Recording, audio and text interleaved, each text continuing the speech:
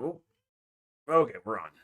Good afternoon, everybody. My name is Kevin. Welcome to the ESP32 product creation journey. We're continuing today with a small update to start with, and then we'll go into a little bit of firmware. We're not going to be writing a ton of firmware. I'm still deciding on that. We'll talk about that a little bit later. But first, before we get started, I want to say a very big thank you to everybody that's been engaging with the journey. So I've been making YouTube videos for like, I don't know, 8 years, sporadically, not like trying to be a YouTuber. But these have been getting like a lot of engagement. People have been reaching out, sending emails, joining the Discord, and just generally interested in the journey of creating an ESP32 product. And so I just want to say a special thanks to everybody that's personally reached out. I love hearing from people, whether it's comments on YouTube or chatting on Twitch or sending me emails. So again, big thank you to everybody that's following. It's awesome to engage with other people. Other people have been sharing projects that they're working on, and hopefully we can all help each other through this process. So again, thank you very much for following. All right. I guess this is the YouTube moment to say, like, smash that like button and subscribe. I mean, do whatever you want. Okay, let's get off of this screen. Let's talk updates. So, something that I was concerned about. We need to be in KiCad. Let's bring it up. Okay. And one of the things that we refactored was we added a battery. I was looking at this VBAT, a battery detection circuit. And the way we did that was just a simple voltage divider that comes off the battery and then goes into one of the ADC pins of the ESP32. Well, I panicked because I submitted this design to PCBWay, and then I started thinking, what could go wrong if I was using such high resistor values? So if you remember when I originally tested this, I was using a 10K resistor right here and a 3.3K resistor right there. That is the ratio that takes the max 4.2 volt of the battery down to within the 1.1 volt range of the ESP32 analog to digital converter. And so that's the correct ratio, this 1 to 3.3. And so I guess it would be 10 to 3.3. And when you use a 10K and a 3.3K, that means all the time, regardless of whether the device is in sleep mode or running or doing whatever, you are draining the battery. And let's open up a calculator here.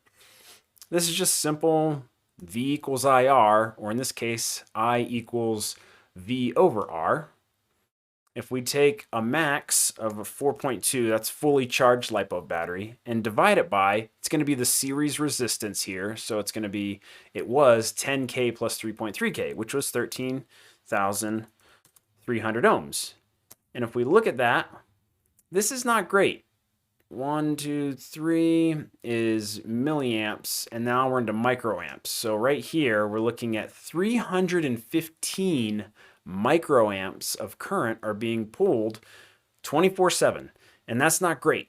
To give you an idea of not great, the old design with the P1 module here, in deep sleep, I got this down to 50, it was between 50 and 60 microamps of deep sleep current, which resulted in, 6-7 months of battery life on this, which is great. And again, I've talked about this before. It's a battery powered product that we're building, and we don't want it to be charged frequently, like twice a season at most. And so 315 microamps is just not going to cut it. So I increased them.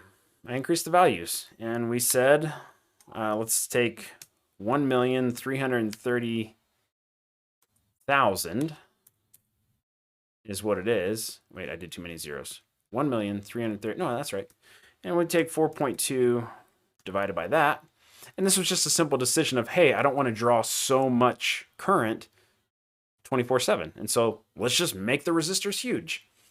1,333K. So the resting current draw is, we're coming out to 1, 2, 3, 4, 5, 6. We'll call it 3.16 microamps. That is super small. And I've had a couple people ask, like, why not use a transistor and turn it on and off to test the voltage? And this is a great point, and I'm going to talk more about that in a second. But we'll even call it 3.2 microamps is not very much when you compare it to the self-discharge of the LiPo. So every lithium battery like this will experience self-discharge. You can charge it all the way up, let it sit for months, and when you come back, it's not going to have that same charge. This isn't like your AA batteries. You know, you get your Duracell battery here. These things will keep the 1.7 when they're fully charged, brand new. It'll keep that 1.67 volts for years, like a decade. And you can pull this out of a package, brand new, 10 years from now, and it'll have that same voltage. That is not the case with a lithium battery. And so most data sheets will say that self-discharge is not to exceed 10% per month. And so when you start talking about that being a worst case scenario, in which you should always plan for worst case scenario. Now, will it discharge 10% per month? Probably not. I've had some sitting in my closet here for months that when I pull them out and test them, they haven't discharged that much. But, you know, again, per data sheet, it could be as much as that. And so when you talk about self-discharge, once you hit a certain low amount of draw, self-discharge is probably going to be an order of magnitude worse anyway. And so there's not a ton of point in optimizing beyond that, if that makes sense. So once you get down to a certain level, optimizing out the resting current draw will only give you so much because the battery is going to self-discharge anyway. Hopefully that makes sense. And so now we're down to 3.15 microamp, which is great. I'm going to be way ahead versus self-discharge on that and still get months and months and months of battery life. So I'm really happy with that. What I started to worry about is what will the effect of these two very high resistors be on the ADC? And I started reading some things about the Arduino and how they say you need to control the input impedance. Now, big word if you're new to electronics. Impedance is another word-ish for resistance. And what they're meaning is IO35 right here. Let me drag it down and zoom a little more, make it nice and big. Front and center. Whoa, not that big. Okay. This pin right here, 35, is the analog to digital converter, and it's looking at the voltage right here from the voltage divider. And most of them want a lower input impedance. I believe one of the Arduino boards specifies less than 10K. Well, right now, the input impedance that it's going to see is, I believe, I can't remember if it's the parallel combination of these. Anyway, it's going to be huge because of these huge resistors. And that can affect the sampling of the ADC. And this is going to vary based on what chip you're using and what kind of an ADC is inside. The ESP32 is a SAR, I believe, SAR ADC, successive approximation. I can't remember what the R stands for. Anyway, ADCs come in different flavors, and they want to be connected differently to different circuits based on, optimizations and how they can best perform their job of converting an analog voltage to a digital number. And so I started to panic that these being so huge was going to be a problem for the ADC on the ESP32. So, sorry, it took us a while to get through that, but I think the concepts are important for people to understand. When it comes right down to it, test it. And so I did. An additional thing I added here, if you remember from a previous stream, is I added this capacitor. And so I was really panicking, like, oh, is this going to be messed up? And it's going to take about a month to get these boards back. And if I have to design again, then that sucks. But then I realized I could just test this. I've got the hardware here. I did it before. And so I hooked up our little sketch from before. If you remember a few episodes back, full discharge curve here and the full charge curve. I was testing, this was me testing whether the voltage detection would work. And so this is what it looked like before. You can see it starts at a full charge and comes down and then drops off. And then here's what it looks like with the new higher resistors, higher value resistors, and the capacitor.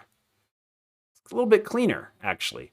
And so it still works just fine. Those high resistances don't seem to have affected the ability of the ADC to read at all.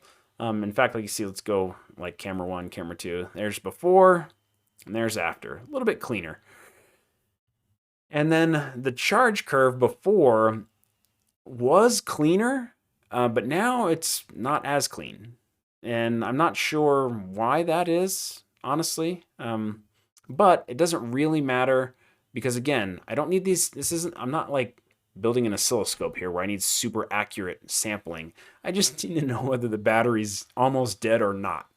And so here's the old one, here's the new one. So everything's still working fine. That current draw should be very low now. And we will do, and I'll show it, we'll go through the process, very specific current draw profiling to see exactly how much our device will use when it's Wi-Fi on and talking to the internet versus in deep sleep mode. We're going to do all of that as soon as I get the hardware back. We're probably a month or so out from that kind of testing, but we're going to go through all that. I'll show you how to do it to see how this thing performs, and it'll give us a very specific idea of how long the battery will last. And so that is a quick update on the battery level detection. Everything looks good there. This little sketch we wrote is working amazing to test things like that. Now, real quickly to address, just slide this over here.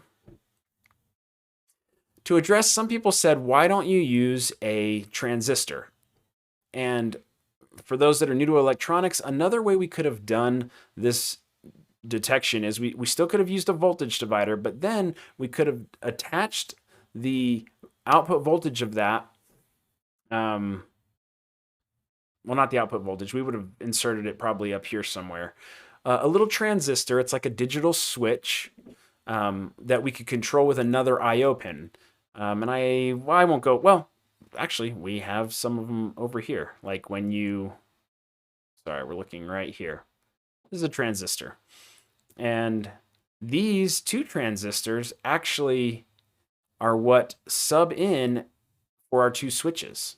So if you remember, it's got two switches on it. Not switches, sorry, buttons. Right here and right here. Right, those two. And those are for setting the boot mode. Well, if we don't have access to the buttons, which we won't in the end product, it's great for a dev board, we need a way to control those with electricity, basically voltages. And that's what the transistors do. And that's why you can kind of see the way they're connected here. You can either use the switch or you can use these transistors and use digital signals to switch things on and off. And so one of the suggestions that several people had was, why not put a transistor in here so that we could disconnect this from the battery so it's not drawing any current at all, and then turn the transistor on when we want to sample voltage. So in the firmware, we could say, hey, it's time to read the voltage, turn on the voltage detection circuit, it'll start drawing current from the battery, and then I could take a reading and then turn it back off, which is a fantastic idea. And there's no reason that wouldn't work. And I want to briefly, because we got to move on to the firmware here, discuss some trade-offs. And we found one of the trade-offs when we were doing the layout. Let's unfill these. Right down here, if you remember from a previous episode, here's our two resistors. This guy, oh, come on, stop. Right here, R21, and right over here, we have R22. Now you'll notice they're much bigger than these smaller resistors nearby. And that's because those resistor values are so large, you're not going to find them in the 0402 package, so I had to go with a bigger SMD package, 0603. And so we can't use smaller footprints with these larger resistors. Now we could have done though is we could have used smaller resistor values because they would draw more current, but if we had that transistor in there to turn it off and on, we're way ahead on current consumption because we would only be drawing current when we were taking a voltage reading versus right now we're drawing current 24/7 into infinity even when we're not taking a voltage reading, which is going to be for like a very small blip of time. And so what we could have done is we could have used smaller value resistors, smaller footprint, but we would have also had to put in a transistor. Now, right here, this isn't a great version of it because this right here are the other two transistors. They're packaged as a multiple transistor package, so there's two transistors in here. But if I wanted to have a transistor, I would need to have the space for it, which I could make room for it. It would be smaller than that component I just showed you. But I would also need another I/O pin because you'd need another I/O pin back over here on the schematic. Like we could have used, I guess, IO27 here because it's open to turn on the voltage detection circuit. So there's trade-offs, space and current consumption and cost. That's another component that you have to add to your bill of materials that then you have to source. And so these are all trade-offs, whether you want to do simple versus, let's be specific about the trade-offs. I went with bigger components, simpler design, higher current draw, as opposed to more components, extra I/O pins, more current saving design if I had gone with the transistor. And so, and this is, it's a lot like programming. When you're doing electronics, there's lots of ways to skin a cat here. There's not like one true way to hook up resistors and capacitors to accomplish a thing. But it just matters what's important to you. You know, current draw versus component count versus footprint area versus I/O pin usage. All these things you have to factor into the decisions as you're designing hardware. And so for now, we're going to stick with this. This is not as accurate as it could be because the resistors are huge and it's not as current friendly. But again, self-discharge will contribute quite a bit to that. So that's just a quick update on that. I love seeing how there's lots of different ways to do this and everybody's got ideas, and I just want to address that yes, there are other ways to do this, and this is the way that I've chosen to proceed, at least for now. Maybe we'll change that down the road. So let's close KiCad here. Okay, I'm still trying to decide. I know there's some people on Twitch that will code for hours, like they'll just basically Twitch their work day. Like they'll sit down and turn it on, and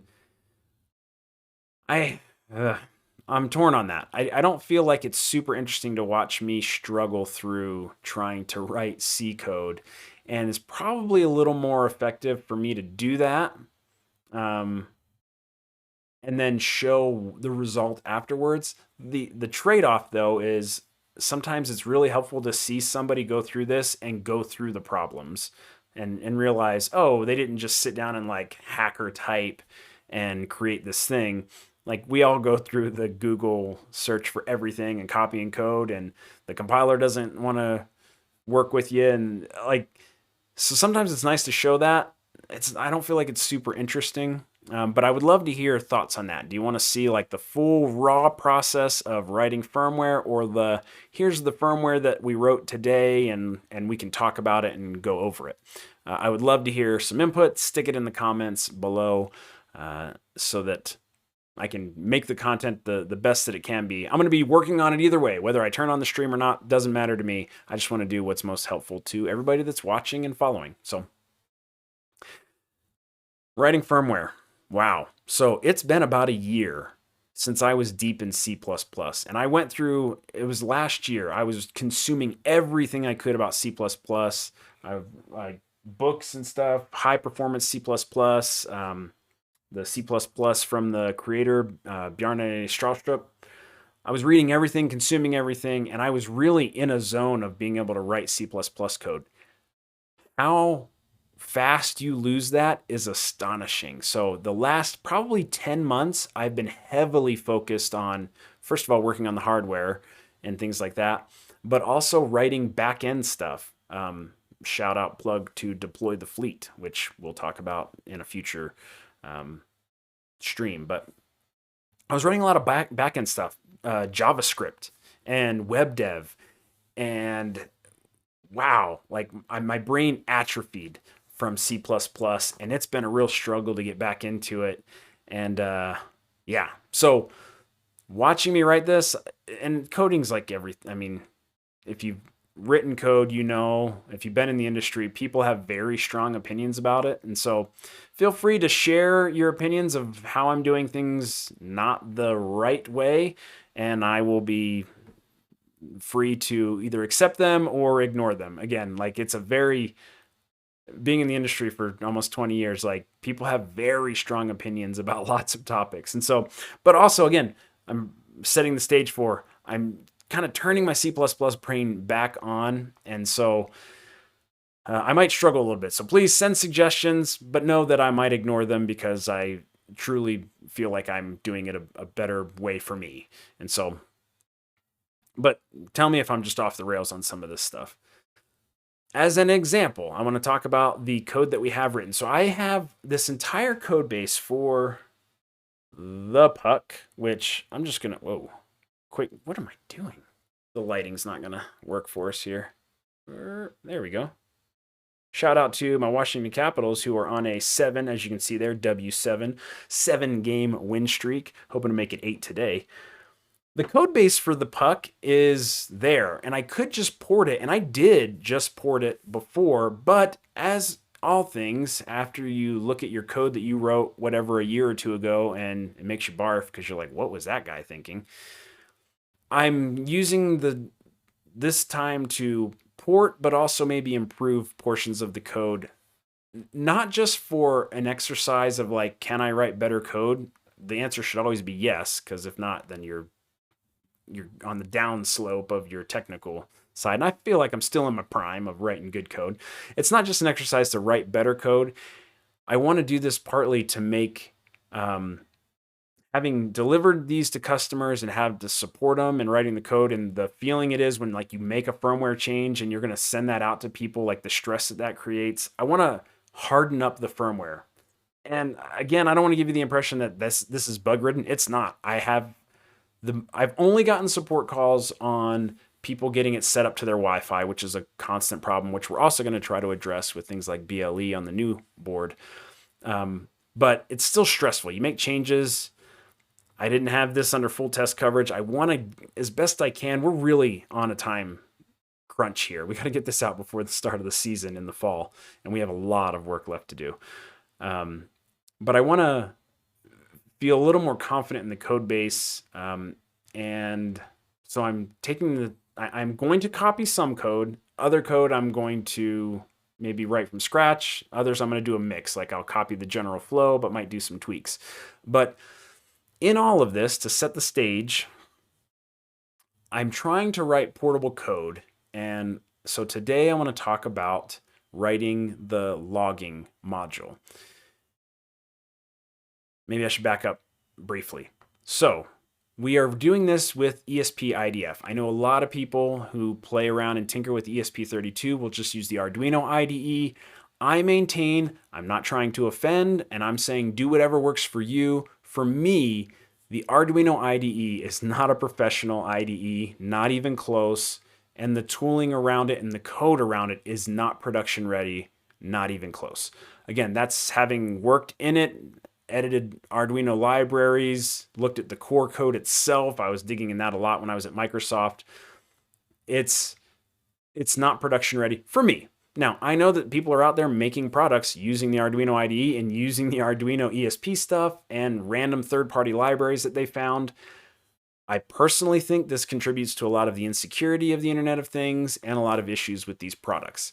Now, that said, I'm not trying to dissuade you. If you want to use the Arduino IDE and make a rock solid product, knock yourself out.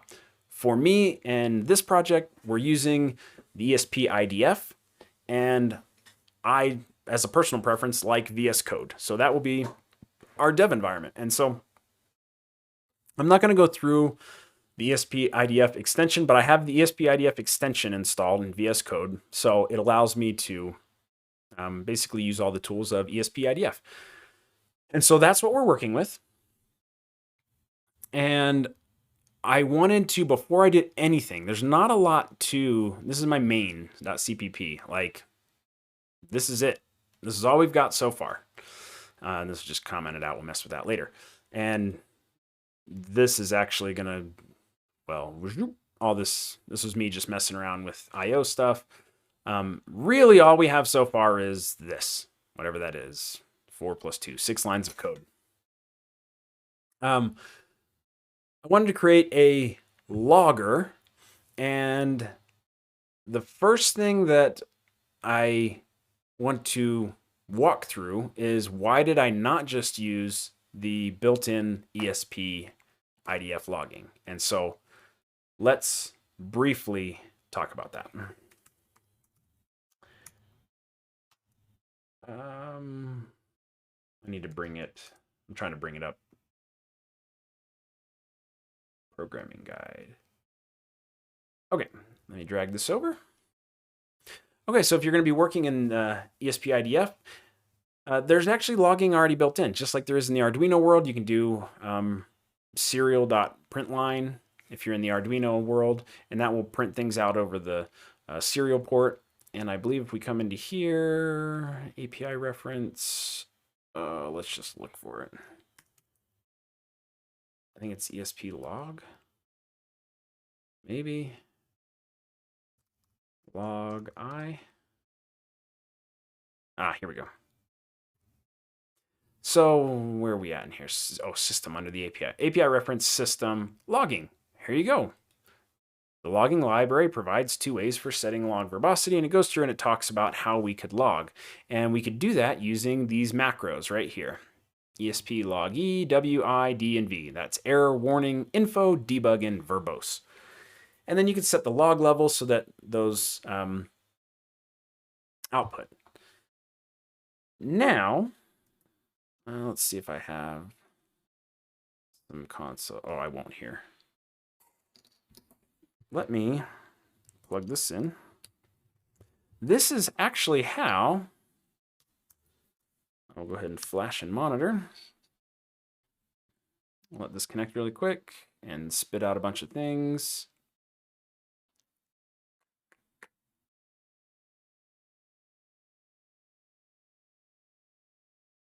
Great. Okay, I'm going to unplug it. And let's take a look at it. So if we go all the way up to the top here, this right here is the very first message that prints out. And last year, I could have told you what every single one of these things meant because I was deep in the ESP technical manual. But this is basically like when you boot up your regular desktop, you see like a whole bunch of stuff flash through. Not a lot on Windows. Like Windows, you just see beautiful things, and Mac, same thing. But if you booted up a Raspberry Pi, you'll see a whole bunch of stuff slam out onto the screen. That's exactly what's happening here. And it'll give you things like, why did it reset? Well, this was just a power on reset, and it'll tell you how it's booting. It's booting from the fast flash boot. It gives you a bunch of, mode, load, all this other stuff. It comes down through, and then here's your like Raspberry Pi printing out as it's booting up. And you can see all these are labeled boot, boot, boot, boot, boot. And it gives you a whole bunch of information. You can see, where's the version? Oh, here we go. We get down here. After boot, we have CPU start, and it says Pro CPU up, and give you application information. Here's my name, StatFeeder Firmware. The app version is 0.0.3. Consequently, it's getting that out of this version.txt file, which is really cool. Part of the esp-idf. You can just rev this, and it'll update here. You can also use the git checksum, like that little hash, which is really cool, but I think I prefer the actual version. Like, I can't remember what it's called. Oh, the versioning scheme that I'm using. Anyway, the major minor build format.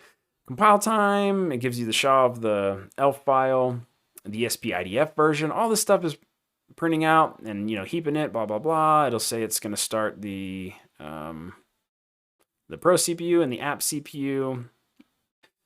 Really cool. And it's color coded. The I stands for info. And then this in parentheses here is the uptime. So this is 271 milliseconds, I believe is what this is in. This is the kind of like a namespace for logging. And then the log message itself, which is really cool. So you can get all that just by using esp-log, EWI, etc. So all you have to do is include the header file in wherever you want to use it, this esp-log.h, as well as the at file scope, it says here, at the file level, you can even set the verbosity of the logging, and that's great. The problem is, and you'll see this a bunch as we're going through and writing the firmware. The problem is this couples us very tightly to the esp-idf. It's not portable code. We could never take, if we fill and import esp-log.h across our entire application in firmware, if we ever want to, let's just say I have a regrets and I want to go back to the particle P1, I can't take any of the, I can't take. If I try to report it back, I have to clean all of this out and go into every single file that I did this in and change it to the particle way of logging, which they do have their own logging mechanism. And what I found, and I made the decision back when I wrote the original P1 code, was I don't want to have that coupling because I want to, if I need to, be able to switch chips that I only have to change very little code that's isolated off. And I'll show you how we've done that. And bonus points for me thinking ahead on that, this is exactly what happened. I built the original hardware with this P1 module, decided I hated the P1 module and didn't want to use it anymore, and switched to the ESP32. Well, had I used and filled all of my code with particle-specific logging, it would be a mess to fix, but I didn't. I separated it out. And now, moving over to the ESP32, I took that first stab at logging and have modified it. And so let me show you how we've done that.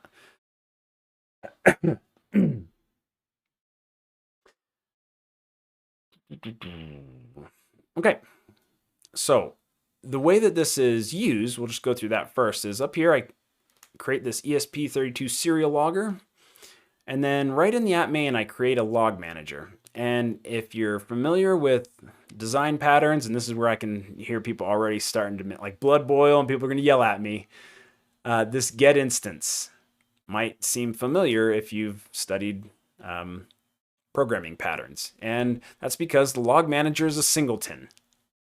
I'll wait, like put your angry comments down. I know there's strong feelings about using the singleton creation pattern in any code. And I know there's lots of, anyway, feel free to get it off your chest and put it in the comments. Like, I welcome it. But the reason I did that is because for the entire thing that's running, all the firmware that's going to run on this hardware, I want one central manager of logging things, whether it's info messages, debug, error messages, warnings. I just want one of them. I don't need to new up a logger in 17 different places. I just want one place to handle it. And that's because I've combined this with another design pattern. And let me bring it over here, maybe.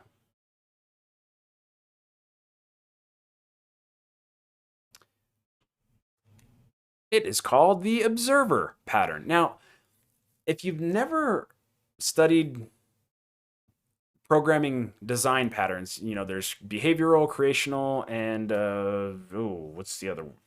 They're right here. Structural, creational, structural, behavioral.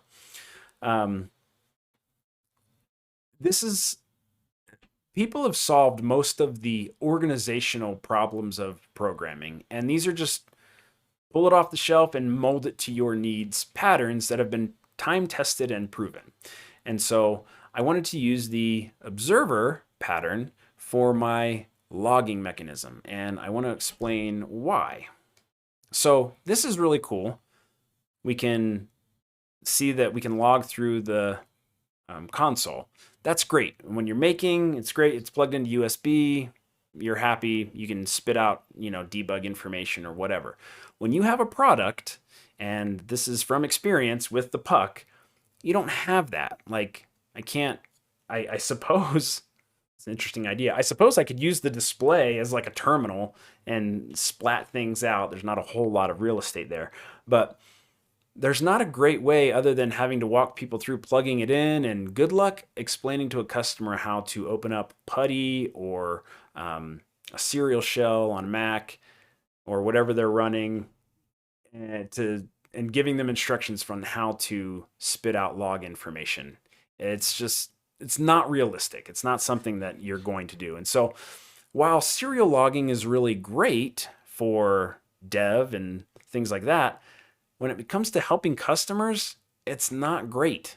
In fact, it sucks. It's really bad. I actually ended up, for the puck, creating an Electron app that they can launch after plugging in the puck, and then like it does all those things. It sets up a shell and splats it out so I can read it. I've used that maybe once or twice, but even using it so little, I made that extra program because walking people through the manual steps was just impossible. So things you learn as you go. So I wanted one central logging mechanism that, let's take a look at it. Logging.h, here we go. So we've got a couple of different things that we created here. We've got a log level. Now you can see all I did was I mirrored the ESP32 log levels, but what I don't need to rely on now is the ESP32 macros and pound defines for those log levels. So you create these interface separation points, these cut lines, to where even though this looks, and this was early on, I saw this sometimes as a new developer of like, why did you just recreate the same log levels as esp-idf? Well, it seems like a waste until you realize now I'm not reliant on esp-idf. I could change these, I could add to it, and I can port this, more importantly, to a different chipset. My log level doesn't have to change. And so in my case, like none is 0 and verbose is 1, 2, 3, 4, 5. And that's how it is on esp-idf. They match. However, on a different platform, maybe they're backwards. Maybe verbose is 1 and error is 4, and that will wreak havoc on any code that you've written. So the more you can create these cut lines, the better. And so we've got our log level. This is our log level. Independent of anything else, we control it. Then we have this iLog handler. It's just an interface that describes what a log handler needs to be able to do. And it's very simple. All it needs to know how to do is log a message. And passed into that is a tag. That's going to be like, in this case, boot, or we had like CPU or ESP image. That's the tag. The log level, again, this is our log level. And then this format and VA list args is where you can do a format string and then pass an arbitrary number of arguments to it. So that's all a log handler needs to be able to do. Now our log manager, again, this is the singleton. There's only one of them in the system. Has a couple of things. First of all, it has a list of log handlers. Now, why would I need a list of log handlers? We'll get to that in a second. Here's this static log manager. This is, the indicators, the call out points of this is the singleton pattern. And then we track the log level.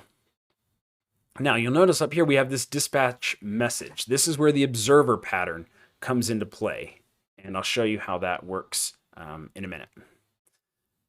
So we have privated our constructor, which means you cannot call it from outside. You can't new up a log manager because it's got a private constructor. Again, singleton pattern.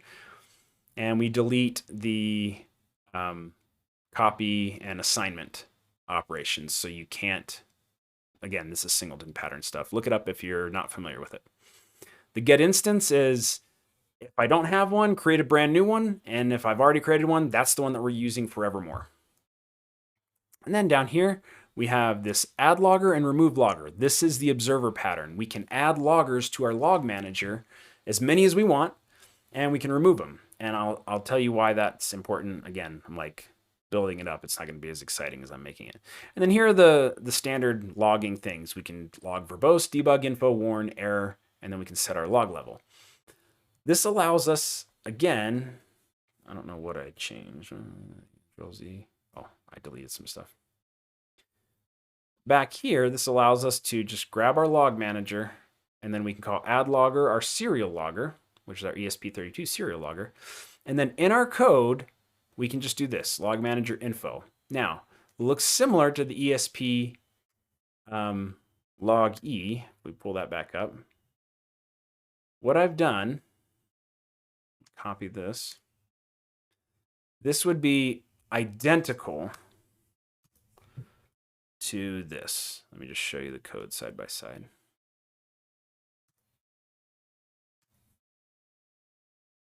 These two lines are equivalent, 30 and 31. What's nice about the approach that I'm taking, at least in my opinion, is if I want this ESP log E to work, now I have to include the ESP log library up here. And that means I've now taken a dependency on an ESP specific thing. Right now, all I have to include is my serial logger. And I'm good to go. So, let's get rid of that. So now I say log manager info, and I can do the same thing, error, verbose, debug, whatever, and it will output or not output depending on what the current log level is, and, well, yeah, based on the current log level, I should say. Okay, so that's fine. It seems like an awful lot of work to get the exact same result, and you can see the same result down here at the bottom right here. Hello, stat feeder world. And what's really nice is if you look at this is, wow, it looks just like this call right above was called with the ESP log E function. This one was called with my log manager info. Looks exactly the same. I've got the I out front. It's green. I've got the time here, the CPU time. I've got the tag as main, and I've got the message, which is really cool.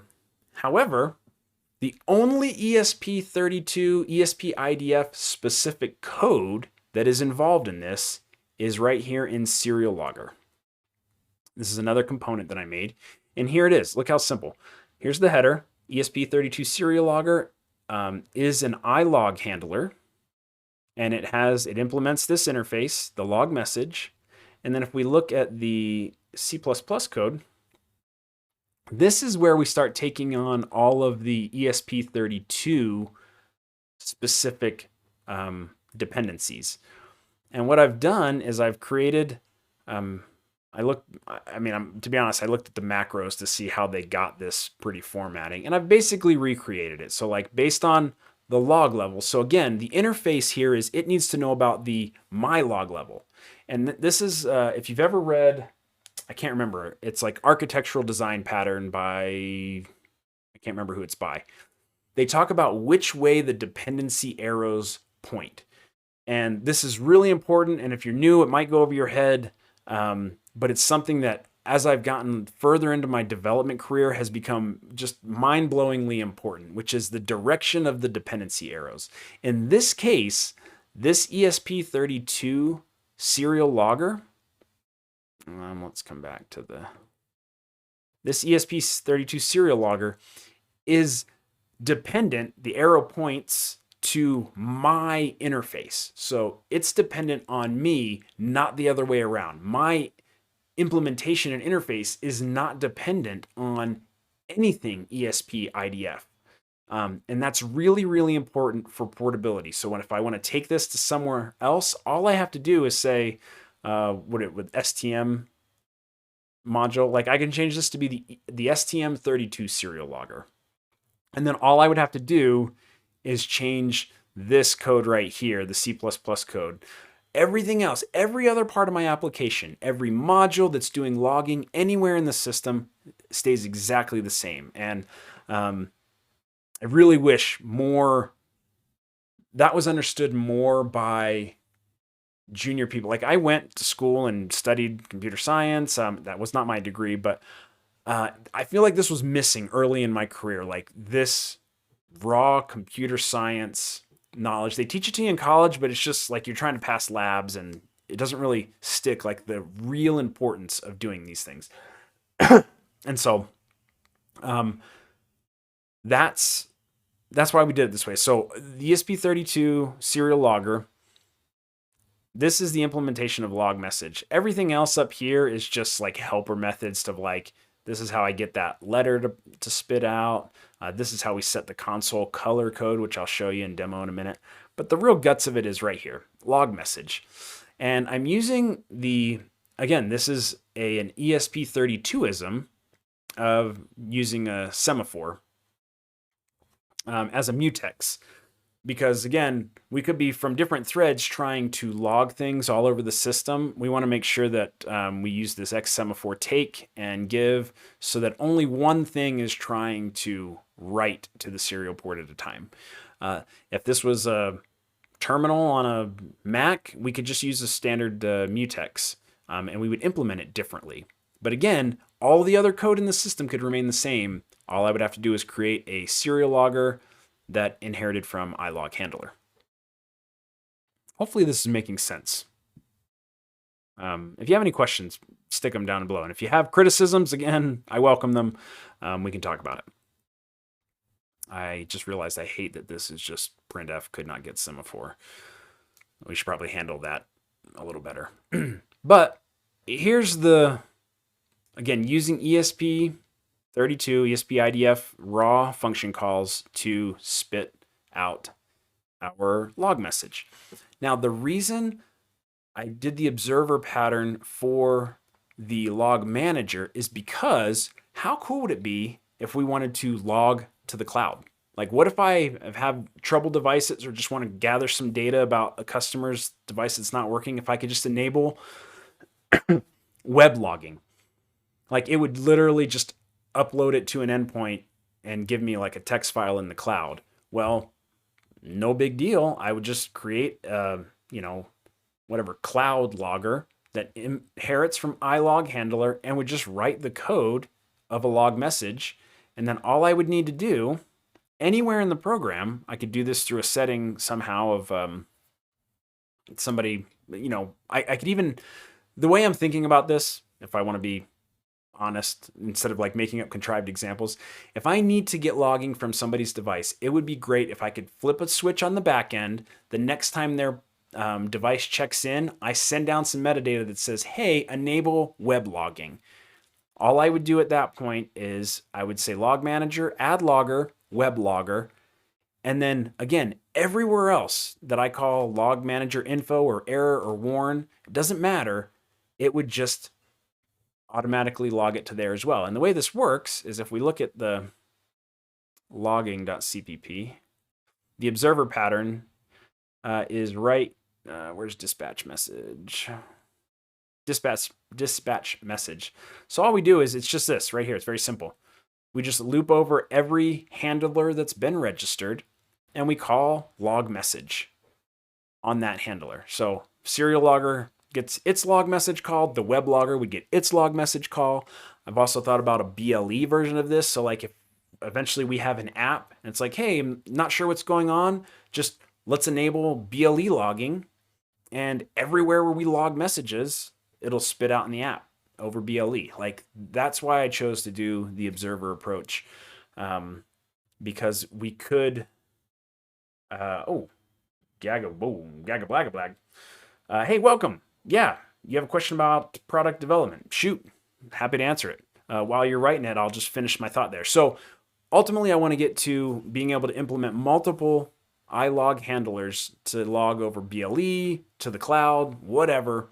We could even log it to like a file in SPIFs on the ESP32. Sky's the limit. And again, because of the patterns that we've used, we don't need to make any changes to how we log throughout the rest of the system.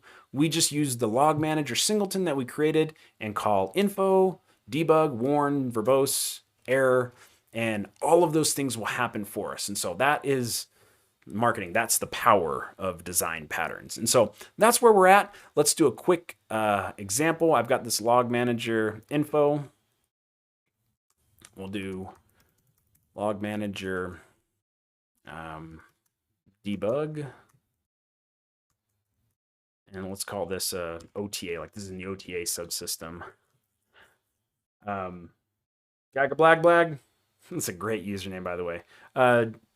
Chat me your question. Happy to answer it. And we'll give it, this is a debug message. And again, well, I'll show you here in a second. Let's do OTA. I think there's 5 different things total. There's debug, there's warn, there is error, and there is verbose. And so let's warn in the display module. Again, this would all be code you'd write in the various. Let's make this a little easier for everybody to see. Let's do this in the give me another module, battery module, and verbose will be in the charge module. I don't know, I'm just making stuff up. I don't call it power. And again, you can use the format args format. So to say this is a display. The display is, let's see, warn. No, let's change these. Let's do, sorry, I get hung up on like these things being realistic. So warn, we'll say the battery level is low. And then we can do this. %d%. And say it's at 16%, like that. So we have that ability to log, with different arguments. And let's do a more display question. I have a super cool video and presentation that showcases a product. Actually, I will read this out loud instead of mumbling it. When I look at all those Kickstarter projects, they have a super cool video and presentation that showcases their product. Who is doing that? What's the job description? Not sure it's related to what you're teaching here, but I wonder. That is a great question. I actually did a Kickstarter project. I had to pull it down for legal reasons, a story for another day, for the Puck, actually, this product right here. And in that case, a good buddy of mine who does professional video editing for the gaming industry is the person that did it for me. And so really what you're looking for is just a video editor is what I would say the title is.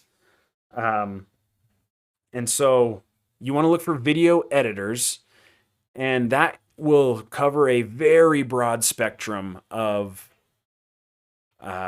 fields. Like you have video editors that do weddings, right? Like you probably don't want a video editor that does weddings to do your Kickstarter video. They could, and they might be great at it. They might be better at that than doing weddings. But again, like you probably want to find a video editor that does editing closest to the genre that you're looking for. Fiverr has a ton of these. Your mileage may vary from Fiverr. And so, yeah. Anyway, video editors do those for Kickstarter. And they do a great job because most hardware projects on Kickstarter are busts and they suck and they never get delivered because hardware is super hard, which hopefully I'm illustrating a little bit by showing the journey here. But yeah, so they'll get something that's half working, and a good video editor can take a very simple garbage proof of concept and make it seem like it's a completely finished, polished product. So I give those people props for being excellent at their job. I give the creators negative points for essentially lying to people by making it seem like you have something that you don't. So video editor. Yeah, happy to answer that. All right, let's see. Let's go our display. The display error. Display is broken. And power. We'll just say device is charging, battery at %D%, and we'll say like power usage. And we'll like, I'm trying to showcase like that you can do different arguments here. So we'll say the battery is at 85% and the power usage is, let's use a string in this case, like optimal. I don't know. I'm just making stuff up. All right, and let's flash and monitor that. I'm gonna be surprised if this works first time. That is not an error with the code. That's because I didn't have it plugged in, I believe. So let's try that again. And this will wrap us up for today. Okay, it's programming. This was actually longer than I was thinking it would be. So if you've made it this far, thanks for sticking with me. Okay. Ooh, it looks like, sorry. I got to answer this chat really quick. I know what's going on. Put your new lines in, people, because it doesn't know. But you can see this awesome rainbow thing I've got going on. That's pretty fun, like by mistake.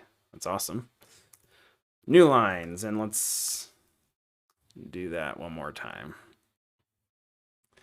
But what this showcases is that for the serial output, again, all I care about is just saying info debug warn error verbose, and it'll color code it for me because the ESP32 serial logger is taking care of that. Now, for a web logging, I could handle those differently. Like I could, here we go, that looks much better. And I'm gonna unplug it before it gets too far down the line. But you can see here, and I just chose these colors because I felt like they match. Like error is red, warning is yellow, debug is blue, info is green, and verbose is this magenta color. So you can see it fills all these things in. Battery at 85, battery level is low, 16%. Like, and it just, again, smooth transition from this is all system logging, and now this right here is all my logging with the different colors just to showcase it. But anyway, it's pretty cool, I think. And again, like I say, when I have like a BLE logger or a web logger, an error, it's not going to color it, but I might, for a web logger, errors might go to one S3 bucket, info might go to a different one. Like you can do whatever you want and you can process it. The code doesn't have to care. It's not coupled to the implementation. It's not coupled to how the code uses logging. Logging should be just a very get out of my way thing for most of the code base, but it's important to have when you need it. Like when somebody's having a problem, you want to be able to turn on logging and crank the log level up to verbose to see what's going on so you can help them as fast as possible. So that is going to do it for today. This is all we've got on the firmware so far. We're fresh start. Like I said, all we have is just hello stat feeder. And now it's time to start implementing everything that goes around this. Like, I'll talk about all the different things that we'll have to interact with on probably the next episode. We'll get into that where we talk about driver development means something different to me, but a lot of people in embedded will say driver development of like how we're going to interact with all the hardware on here to create, our end product. And so that's going to do it for today. Gaga Blag Blag. I just love saying that username. Thanks for stopping by. Really appreciate having you. Good luck if you're trying to get into video editing or looking for somebody to edit video for your Kickstarter. Whatever you're doing, good luck with whatever project you're working on. Thanks everybody else for stopping by. I really appreciate it. Again, if you have any questions about any of this, please throw it in the comments below. I'm happy to try and answer as many of those as I can. And we will see you next time. Thanks.